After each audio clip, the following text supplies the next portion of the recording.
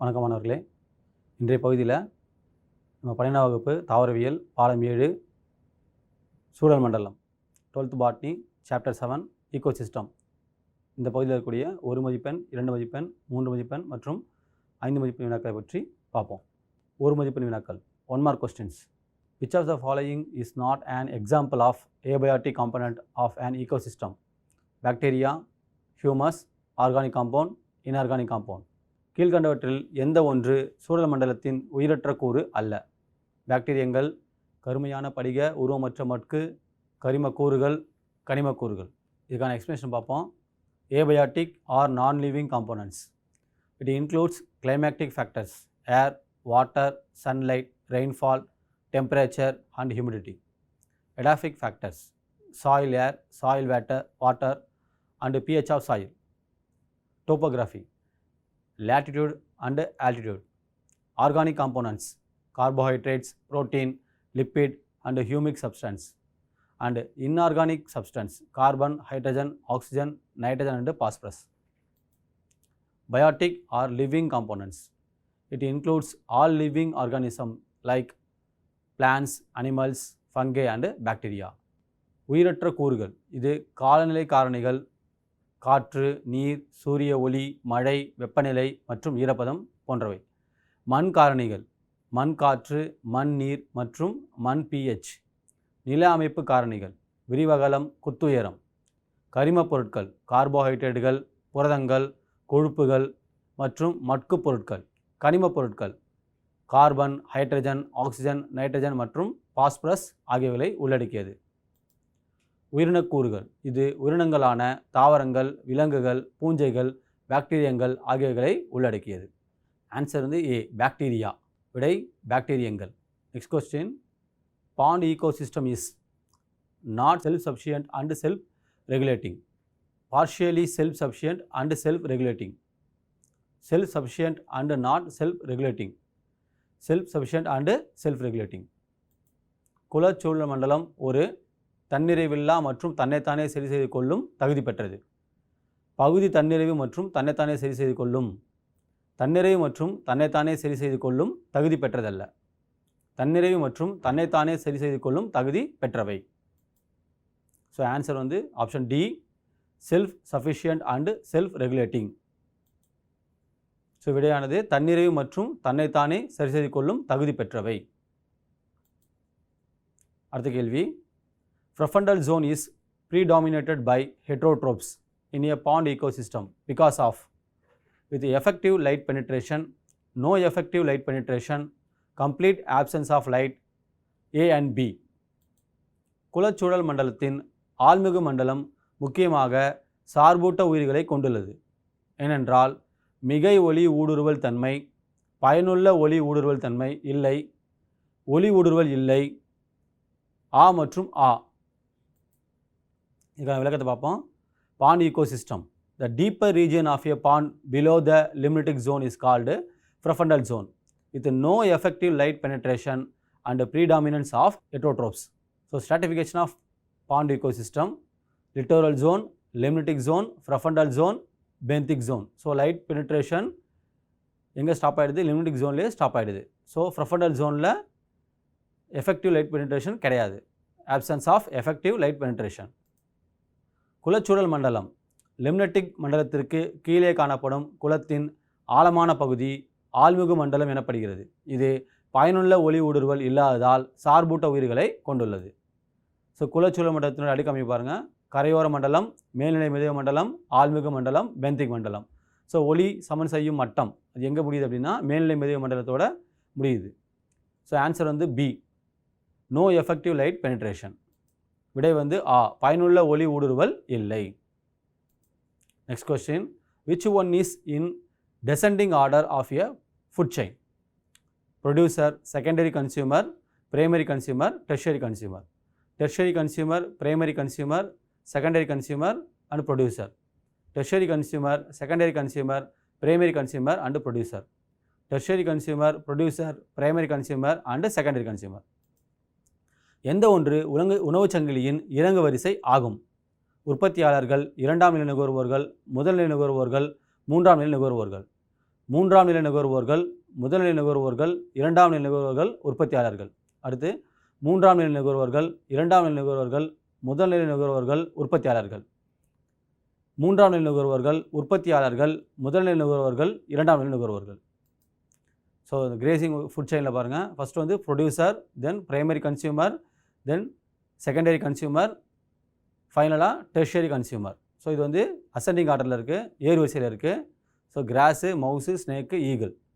மேய்ச்சல் ஒன்று வச்சுக்கல பாருங்கள், முதல்ல வந்து உற்பத்தியாளர்கள், அடுத்து முதல்நிலை நுகர்வோர்கள், அதுக்கடுத்து இரண்டாம் நிலை நுகர்வோர்கள், அதுக்கடுத்து மூன்றாம் நிலை நுகர்வோர்கள். இது வந்து ஏறு வரிசையில் இருக்குது. நம்ம கேட்குறது வந்து இறங்கு வரிசை, டெசெண்டிங் ஆர்டர் கேட்குறாங்க. So option C is a right answer. Tertiary consumer, secondary consumer, primary consumer and producer. விடையானது இ. மூன்றாம் நிலை நுகர்வோர், இரண்டாம் நிலை நுகர்வோர்கள், முதல் நிலை நுகர்வோர்கள், உற்பத்தியாளர்கள். Next question, which of the following is not the mechanism of decomposition? Option A, elevation or leaching, catabolism, anabolism, fragmentation. கீழ்கண்டவற்றில் எது சிதைவு செயல்முறைகள் அல்ல? வடிதல் அல்லது கசிந்து ஓடுதல், சிதைமாற்றம், வளர்மாற்றம், துணுக்காதல். இதில் எக்ஸ்பிளேஷன் பார்ப்போம். Process of decomposition and cycling of nutrition. First பாருங்கள் செனசன்ஸ், ரெண்டாவது ஃப்ராக்மெண்டேஷன், மூணாவது கெட்டபாலிசம், நாலாவது லீச்சிங், அடுத்தது யூமிஃபிகேஷன், அடுத்தது மினரலைசேஷன், அப்புறம் அப்சார்ப்ஷன் பை பிளான்ஸ். சிதைத்தலுக்கான மூலப்பொருட்கள் உதிருது, அதுக்கப்புறம் துணுக்காக மாறுகிறது, அது சிதைமாற்றம் நடக்குது, அப்புறம் கசிந்து விடுதல், அதுக்கப்புறம் மட்காதல், அப்புறம் கனிமமாக்கம், இறுதியாக தாவரங்கள் மூலம் உறிஞ்சுதல். ஸோ ஆன்சர் வந்து சி, அனபாலிசம். விடை வந்து இ, வளர்மாற்றம். அடுத்தது 2 மார்க் கொஸ்டின்ஸ், 2 மதிப்பெண் வினாக்கள். First question, productivity of profundal zone will be low. Why? The deeper region of a pond below the limnatic zone is called profundal zone with no effective light penetration and predominance of heterotrophs. So the productivity of profundal zone will be low. Already நம்ம 1 mark question பார்த்திருக்கோம். So the stratification of pond ecosystem. So littoral zone, limnatic zone, profundal zone, finally benthic zone. ஆழ்மிகு மண்டலத்தில் உற்பத்தித்திறன் குறைவாக இருக்கும் ஏன்? லிம்னட்டிக் மண்டலத்திற்கு கீழே காணப்படும் குளத்தின் ஆழமான பகுதி ஆழ்மிகு மண்டலம் எனப்படுகிறது. இது பயனுள்ள ஒளி ஊடுருவல் இல்லாதால் சார்பூட்ட உயிர்களை கொண்டுள்ளது. எனவே ஆழ்மிகு மண்டலத்தின் உற்பத்தித்திறன் குறைவாக உள்ளது. ஸோ அங்கே ஏன் ப்ரொடக்டிவிட்டி கம்மியாக இருக்குது அப்படின்னு சொன்னால், அங்கே என்ன இருக்குது, there is no effective light penetration இருக்கிறதுனால, அதாவது பயனுள்ள ஒளி ஊடுருவல் இல்லாதால் அங்கே சார்பூட்ட உயிரிகள் ஹெட்ரோட்ரோப்ஸ் தான் டாமினண்ட்டாக இருக்குது. புலசூழ் மண்டலத்தினுடைய அடுக்கமை காட்டக்கூடிய வரைபடம் இது. கரையோர மண்டலம், மேல்நிலை மண்டலம், ஆழ்மிகு மண்டலம், பென்திக் மண்டலம். Next question, construct the food chain with the following data. Hawk, plant, frog, snake, grasshopper. So first என்ன வருது அப்படின்றத நம்ம ஆர்டர் படி போகணும். அதாவது producer, primary consumer, secondary consumer, tertiary consumer or final consumer or quaternary consumer. இப்போ பாருங்கள், first பாருங்கள் plant, then grasshopper, frog, snake, hawk. So கீழ்கண்ட தரவுகளை கொண்டு உணவு சங்கிலியை உண்டாக்குக. பருந்து, தாவரங்கள், தவளை, பாம்பு, வெட்டுக்கிளி. முதல்ல பார்த்திங்கன்னா உற்பத்தியாளர்கள் தாவரங்கள், ரெண்டாவது முதல்நிலை நுகர்வோரான வெட்டுக்கிளி, அதுக்கடுத்தது வந்து இரண்டாம் நிலை நுகர்வோரான தவளை, அடுத்தது மூன்றாம் நிலை நுகர்வோர்களான பாம்பு, அடுத்தது நான்காம் நிலை நுகர்வோர்கள் அல்லது இறுதி நிலை நுகர்வோர்களான பருந்து. Next question, pyramid of energy is always upright. Give reason.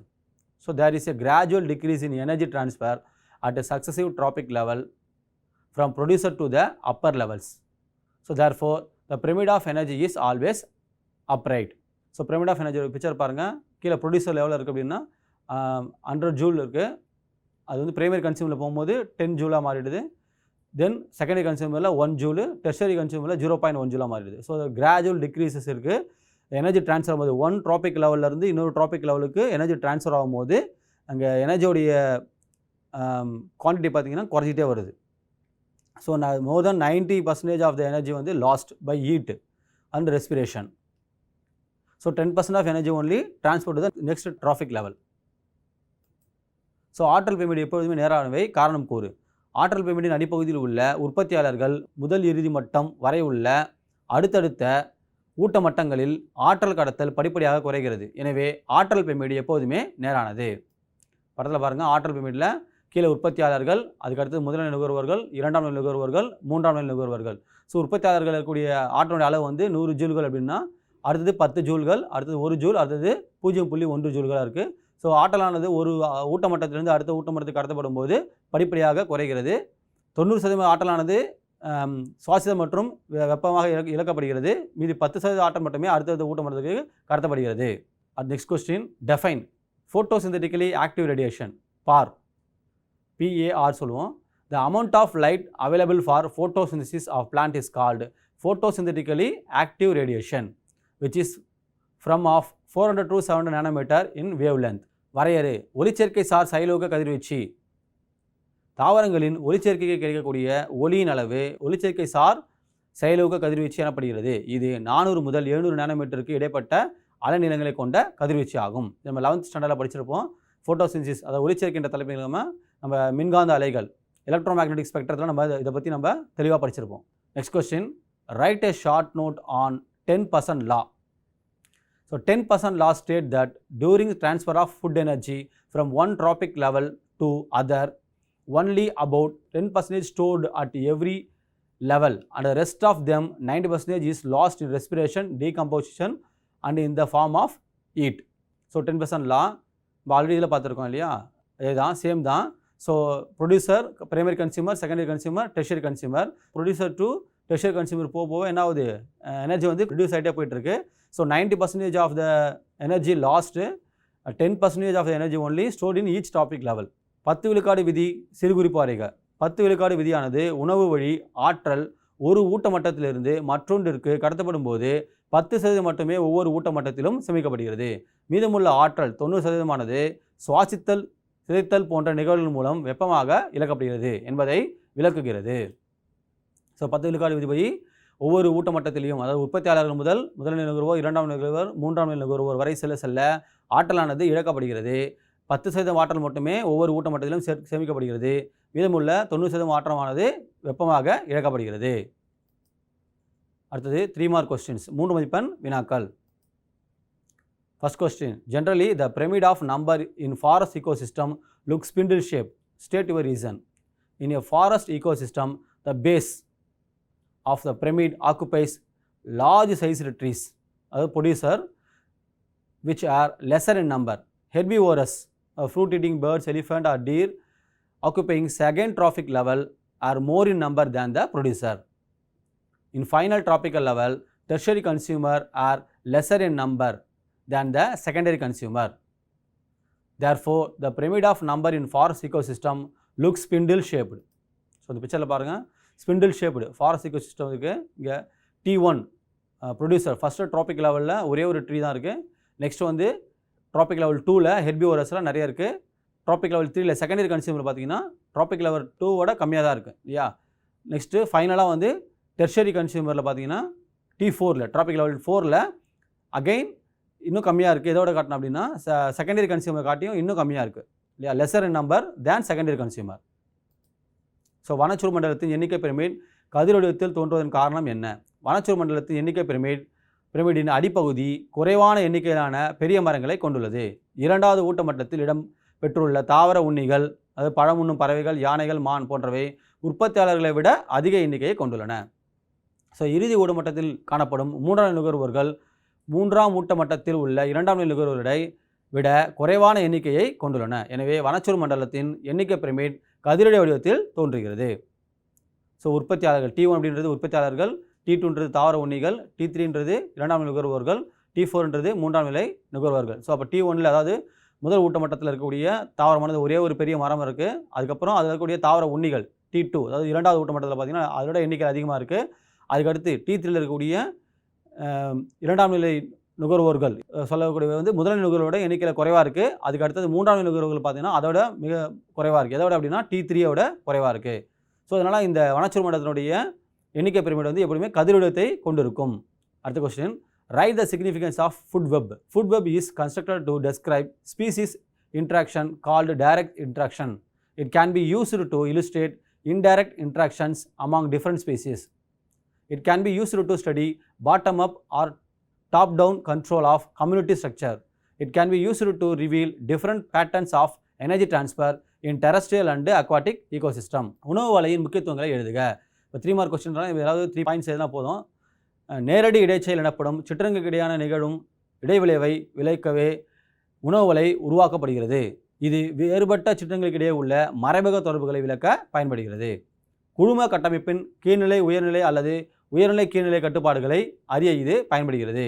நில மற்றும் நீர்வாழ் சூழ்நிலைகளின் வேறுபட்ட ஆற்றல் பரிமாற்றங்களை வெளிப்படுத்த இது பயன்படுகிறது. Next question, define biogeochemical cycle, write it basic types. Circulation of nutrients within the ecosystem or biosphere is known as biogeochemical cycles and also called as cycling of material. There are two basic types, gaseous cycle and sedimentary cycle. Gaseous cycle, it includes atmospheric oxygen, carbon and nitrogen cycles. Sedimentary cycle, it includes the cycles of phosphorus, sulfur and calcium which are present as sediments of earth. வரையறு உயிரி புவி வேதி சுழற்சி, அதன் முக்கிய வகைகளை எழுதுக. சூழல் மண்டலம் அல்லது உயிர்கோளத்திற்குள்ளேயான ஊட்டங்களின் சுழற்சி உயிர் புவி வேதி சுழற்சி என்று அழைக்கப்படுகிறது. பொருட்களின் சுழற்சி எதுவும் இது அழைக்கப்படுகிறது. இதில் இரண்டு அடிப்படை வகைகள் உள்ளன. ஒன்று வளி சுழற்சி, மற்றொன்று படிம சுழற்சி. வளிமண்டல ஆக்சிஜன், கார்பன், நைட்ரஜன் ஆகியவற்றின் சுழற்சிகள் இதில் அடங்கும். படிம சுழற்சி புவியில் படிமங்களாக உள்ள பாஸ்பரஸ், சல்பர், கால்சியம் ஆகியவற்றின் சுழற்சிகள் இதில் அடங்கும். Next question, differentiate cross primary productivity and net primary productivity. So cross primary productivity GPP, the total amount of food energy or organic matter or biomass produced in an ecosystem by autotrophs through the process of photosynthesis is called gross primary productivity.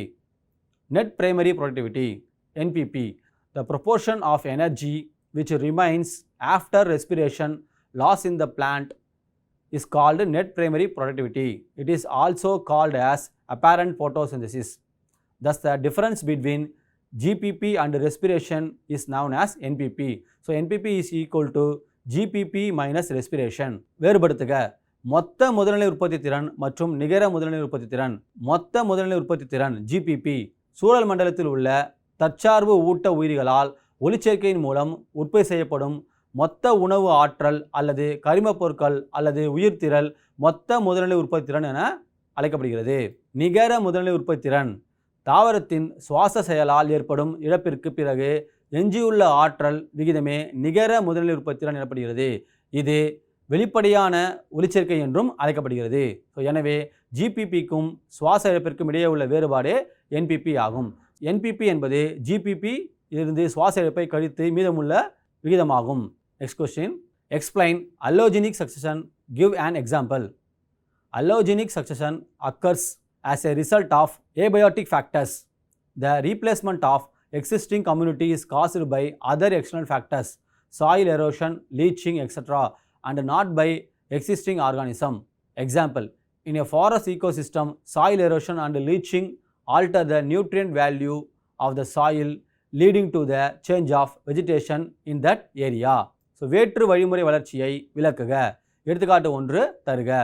உயிரற்ற காரணிகளின் விளைவால் வேற்று வழிமுறை வளர்ச்சி நடைபெறுகிறது. தற்போதுள்ள குழுமம் புறக்காரணிகளால் மண் அரிப்பு, ஓடும் நீரினால் மண் தனிமங்கள் கசிந்தோடுதல் மாற்றியமைக்கப்படுகின்றன. ஆனால் தற்போதுள்ள உயிரினங்களால் அல்ல. எடுத்துக்காட்டு, ஒரு வனச்சுழல் மண்டலத்தில் மண் அரிப்பு மற்றும் கசிந்தோடுதல் ஆகியவை மண்ணின் ஊட்டச்சத்து மதிப்பை மாற்றியமைத்து அப்பகுதியின் தாவர தொகுப்பு மாற்றத்திற்கு வழிவகுக்கிறது. 5 mark questions, 5 மதிப்பு வினாக்கள். First question, generally human activities are against to the ecosystem, whereas you student, how will you help to protect ecosystem? Buy and use only eco-friendly products and recycle them. Grow more trees. Choose sustained farm products such as vegetables, fruit, greens, etc. Reduce the use of natural resources. Recycle the waste and reduce the amount of waste. Reduce consumption of water and electricity. Reduce or eliminate the use of household chemicals and pesticides. Maintain cars and vehicles properly. Create awareness and educate about ecosystem protection among friends and family members.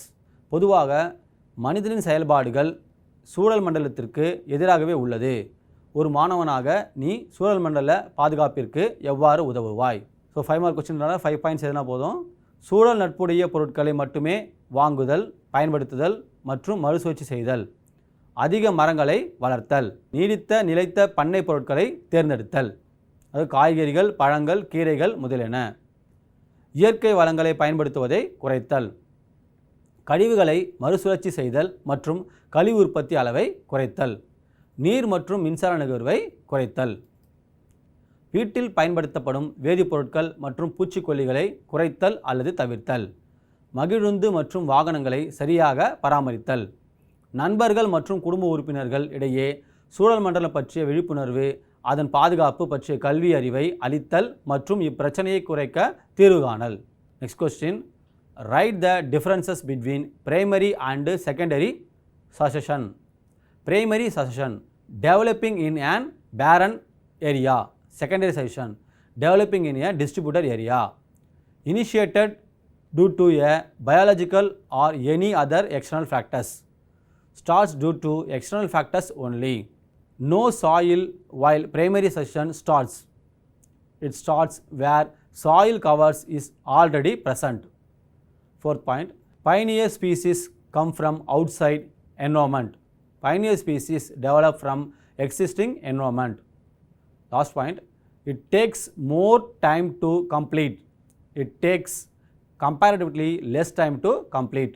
முதல் நிலை மற்றும் இரண்டாம் நிலை வழிமுறை வளர்ச்சிகளுக்கு இடையே உள்ள வேறுபாடுகளை எழுதுக.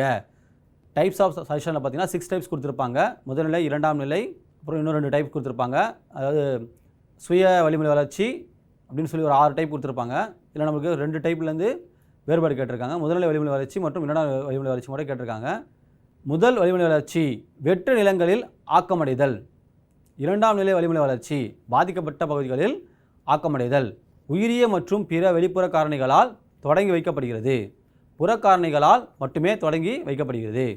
மண் இல்லாத இடங்களிலும் முதல்நிலை வழிமுறை வளர்ச்சி தொடங்க முடியும். ஏற்கனவே மண் உள்ள இடங்களில் மட்டுமே இது நிகழ்கிறது. முன்னோடி தாவரங்கள் வெளிச்சூழலில் இருந்து வருகின்றன. முன்னோடி தாவரங்கள் நிலைய வரும் உட்சூழலிலிருந்து உருவாக்கப்படுகின்றன. இது முடிவடைய அதிக காலம் எடுத்துக்கொள்கிறது. இது முடிவடைய ஒப்பீட்டளவில் குறைந்த காலத்தையே எடுத்துக்கொள்கிறது. சப்போஸ் 3 மார்க் கொஸ்டின் கேட்டாங்கன்னா 3 பாயிண்ட்ஸ் எழுதுங்க. 5 மார்க்லனா 5 பாயிண்ட்ஸ் எழுதுங்க. Next question, explain phosphorus cycle. It is a type of sedimentary cycle. Phosphorus is found in the biomolecules like DNA, RNA, ATP and NADP and phospholipids molecules of living organisms. Phosphorus is not abundant in the biosphere, whereas a bulk quantity of phosphorus is present in rock deposits, marine sediments and guano. So it is released from these deposits by weathering process. After that, it circulates in lithosphere as well as hydrosphere. The producer absorbs phosphorus in the form of phosphate ions and then it is transferred to each trophic level of food chain through food. Again, death of the organisms and degradation by the action of decomposers, the phosphorus is released back into the lithosphere and hydrosphere to maintain phosphorus cycle. So picture பாருங்க, phosphorus cycle போட்டிருக்கோம். So P0ன்றது organic phosphate, P1ன்றது inorganic phosphate. So weathering, agriculture industries, இதிலேருந்து குவானோ, இதிலேருந்து எங்கே ஒரு phosphorus வந்து சரி லித்தோஸ்பியருக்கோ அது ஹைட்ரோஸ்பியருக்கோ store ஆகுது. அதுக்கப்புறம் அங்கேருந்து வந்து பிளான்ட் வந்து அப்சர்வ் பண்ணி அது அனிமல்லேருந்து டெத் அண்ட் எக்ஸ்கிரீஷன் மூலிமா மறுபடியும் அகைன் வந்து லேண்டுக்கே வருது. ஸோ இது வந்து சைக்கிள்ஸ் எதுலேருந்துலாம் வந்து பாஸ்பரஸ் வந்து எப்படி சைக்கிள் ஆகுது என்வரான்மெண்ட்டில் அப்படின்றத காட்டுது. நெக்ஸ்ட், பாஸ்பரஸ் சுழற்சி விளக்குக. இது படிம சுழற்சியின் ஒரு வகையாகும். அனைத்து உயிரினங்களிலும் காணப்படும் DNA, RNA, ATP, NADP மற்றும் அனைத்து பாஸ்போலிப்பேட் போன்ற உயிரிய மூலக்கூறுகளில் பாஸ்பரஸ் உள்ளது. பாஸ்பரஸ் உயிர்கோளத்தில் அதிக அளவில் காணப்படுவதில்லை.